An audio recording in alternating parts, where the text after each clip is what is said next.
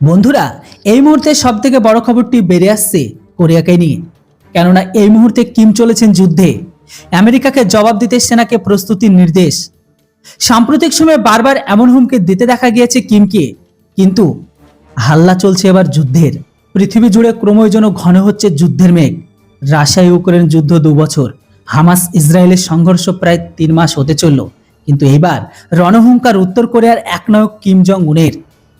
নতুন বছরের রণনীতি কি হবে তা নিয়ে বৈঠকে আমেরিকা বেনজির পদক্ষেপের বদলা নেওয়ার নির্দেশ দিল তারা।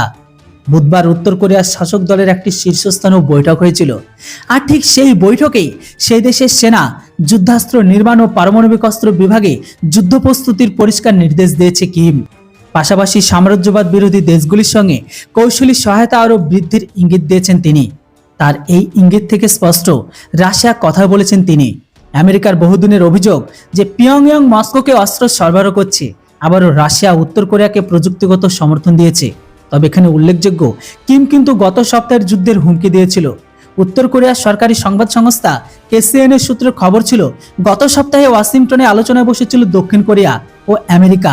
মনে করা হচ্ছে সেই আলোচনার উত্তর কোরিয়াকে ঠেকাতে আণবিক অস্ত্র ব্যবহারের বিষয়টি প্রাধান্য পায়।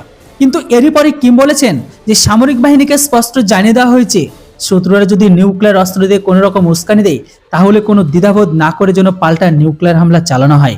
এবার ফের যুদ্ধের হুঙ্কার শোনা গেল তার মুখে।